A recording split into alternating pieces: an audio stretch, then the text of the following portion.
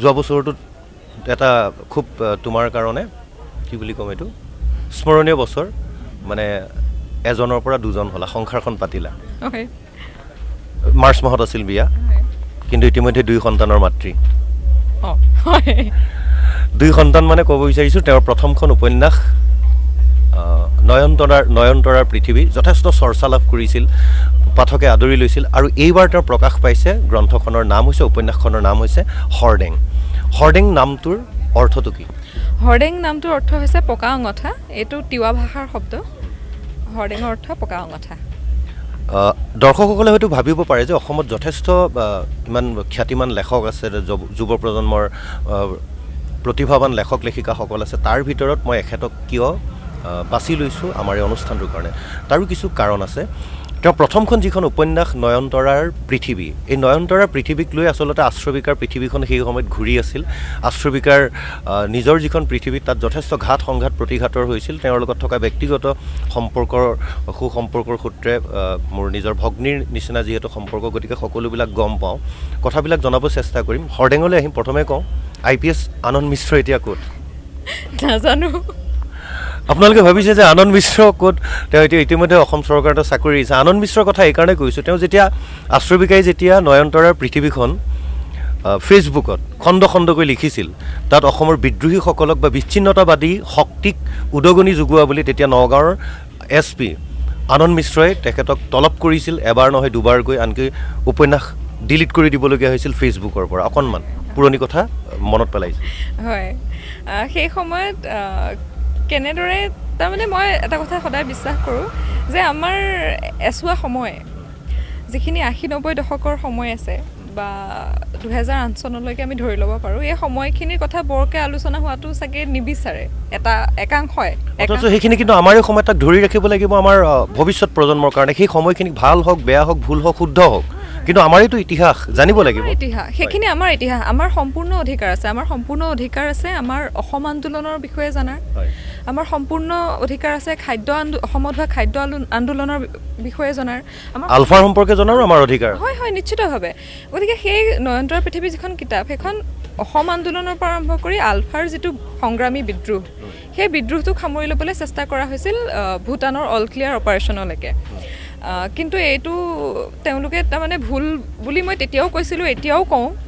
আজি যেহেতু সপ্তম মুদ্ৰণ চলি আছে কিতাপখনৰ গতিকে মই এতিয়া এইটো ভুল বুলি মুকলিকৈও ক'ব পাৰোঁ সেইটো তেওঁলোকৰ কাৰণ তেতিয়াও তেওঁলোকে ভাবিছিল যে কাৰোবাক উদগনি দিয়াৰ নিচিনা কথা হেৰি হৈ আছে কিন্তু আনন্দ মিশ্ৰই নিজে পাতিছিল হয় তেখেতে নিজেই কৰিছিল আৰু লগতে ভালেকেইজনমান DSP আছিলে সেই সময়ত উপস্থিত ভয় লাগিছিল নাই পুলিচৰ প্ৰথম মুখামুখি তেতিয়াতো ডিগ্ৰী পাছ কৰিছিলাহে মাষ্টাৰ ডিগ্ৰী কৰি আছিলা চাগে সৰু ছোৱালী তুলনামূলকভাৱে কোনোদিন হয়তো পুলিচৰ ইমান মুখামুখি হোৱা নাই তাতে IPS অফিচাৰ নাই মই সঁচা কথাত কালৈকো ভয় নকৰোঁ মই তেওঁলোককো তেতিয়াও কৈছিলোঁ যে সেইটো ভুল আৰু তাৰপাছত প্ৰথম গ্ৰন্থমেলালৈ কিতাপ হিচাপে যেতিয়া প্ৰকাশ পালে তেতিয়াই তেওঁলোকৰ সেই ভুলটো তেওঁলোকে হাতে মানে মই এইটো প্ৰমাণসহ দি দিয়াৰ নিচিনা হ'ল কাৰণ কিহৰ কাৰণে পাঠকে কিতাপখন যথেষ্ট আঁকোৱালি ল'লে আৰু যদি কিতাপখনত কিবা নাথাকিব লগা কথা থাকিলহেঁতেন তেতিয়াহ'লে সেইখন তেওঁলোকৰ হাতত ইমানখিনি সুবিধা আছিল বা ক্ষমতা আছিল সেইখন বেন কৰিব পৰা কিন্তু তেনেকুৱা ধৰণৰ কোনো একো নহ'ল কিতাপখনত তেনেকুৱা কোনো তথ্য নাছিল যে বিচ্ছিন্নতাবাদী শক্তিক উদগনি যোগাবলগীয়া বা বিদ্ৰোহ ৰাষ্ট্ৰৰ বিৰুদ্ধে যিটো বিদ্ৰোহ সেই বিদ্ৰোহক সমৰ্থন জনাব পৰা তেনেকুৱা কোনো ধৰণৰ কথা নাছিল আমি ব্যক্তিগতভাৱে উপন্যাসখন পঢ়িছোঁ কিন্তু অসমৰ এক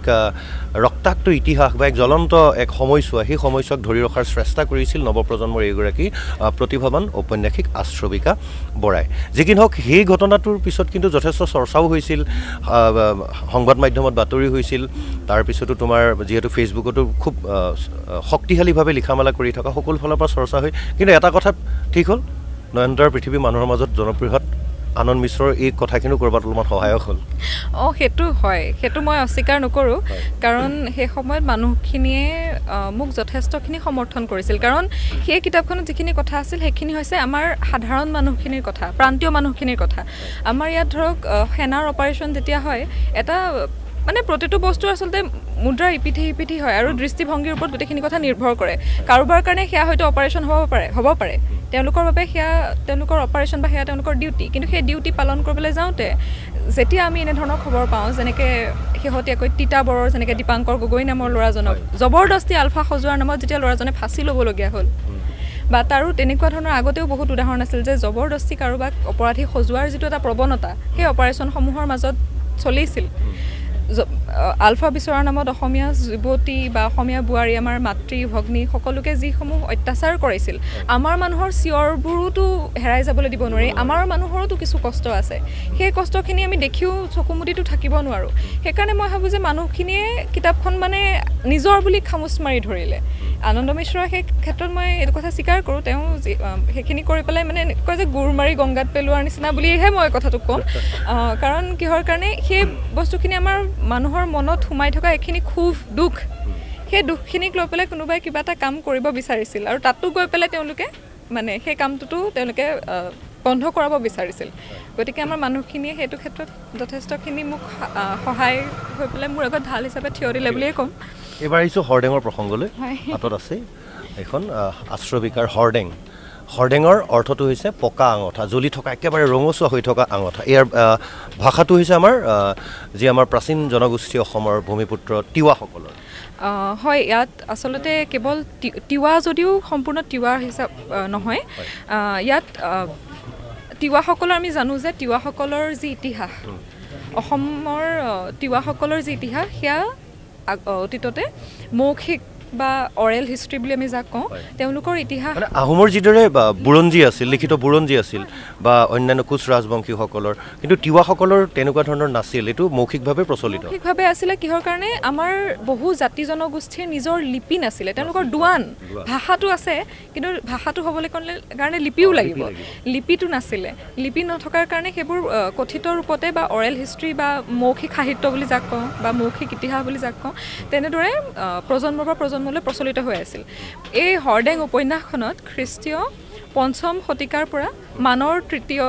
মানে তিনিওটা আক্ৰমণ সামৰি খ্ৰীষ্টীয় ৫ম শতিকাৰ পৰা মানৰ তিনিওটা আক্ৰমণ মানে ১৩০০ বছৰ হয় প্ৰায় ১৩০০ বছৰ আৰু ১৮৬১ চনৰ ফুলগুৰি ধেৱালৈকে এটা কাহিনী টানি অনা হৈছে ব্ৰিটিছৰ সময়লৈকে গতিকে মই মানে প্ৰাচীন মধ্য আৰু আধুনিকৰ মানে সেই আৰু দুৱাৰদলিত সেই দুৱাৰদলিলৈকে এটা কাহিনী টানি আনিব চেষ্টা কৰিছোঁ আচলতে এই হৰডেং উপন্যাসখনৰ জৰিয়তে য'ত আমাৰ যি জনগোষ্ঠীয় আমাৰ মানুহখিনিৰ মাজত বা আমাৰ সেই প্ৰাচীন কালৰে পৰা আমাৰ এই ঠাইৰ মানুহখিনিৰ মাজত যি স্বাধীন চেতিয়া মনোভাৱ আমাৰ আছিল বা আছে সেই মনোভাৱটোকে লৈ এই উপন্যাসখন প্ৰস্তুত কৰা হৈছে আৰু এইখিনি কয় যে হৰডেং হৈছে এখন ইতিহাসৰ তথ্যৰ ওপৰত নিৰ্ভৰ কৰি লিখা এখন উপন্যাস তুমি ইতিমধ্যে কৈছাই আমি এটা কথা মন কৰোঁ এখন কাল্পনিক উপন্যাস লিখিবলৈ বা যিমান সহজটো প্ৰত্যেকটো লিখা কামেই টান কাম কিন্তু তুলনামূলকভাৱে এখন কাল্পনিক বিষয়বস্তুৰ ওপৰত বা উপন্যাস এখন লিখাটো তুলনামূলকভাৱে সহজ যিটো ইতিহাসৰ ওপৰত নিৰ্ভৰ কৰি লিখা উপন্যাসৰ ক্ষেত্ৰত যথেষ্ট টান কাম তাত তথ্যৰ ভুল হ'ব লাগিলে আপোনাক পাঠকে বেয়া পাব এই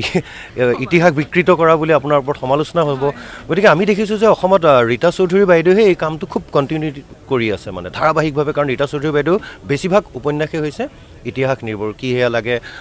মাকামৰ পৰা আৰম্ভ কৰি প্ৰত্যেকখন উপন্যাস এই মুহূৰ্তত মোৰ হঠাৎ মনলৈ অহা নাই কিন্তু প্ৰত্যেকখন উপন্যাসেই বাইদেউৰ তেনেকুৱা দেউলাংখুই তিৱাৰীৰ ওপৰত জোঙাল বলহুৰ ওপৰত গতিকে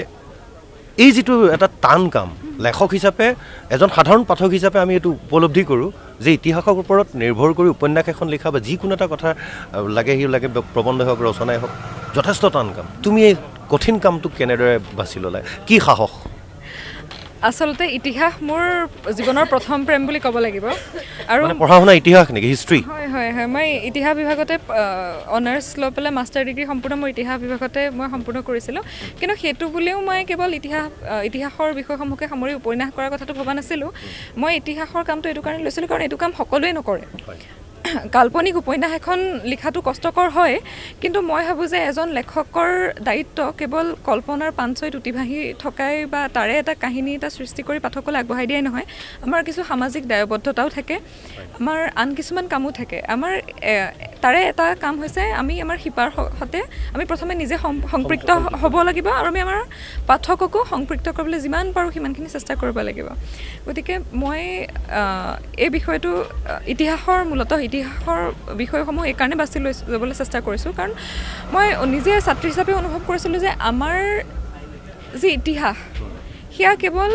আহোমসকলৰ যি বুৰঞ্জীৰ কথা আমি কওঁ তাতে সীমাবদ্ধ নহয় বা আহোম একেবাৰে নহয় এইটো মানুহে ভুল কৰিছে অসমৰ ইতিহাস মানে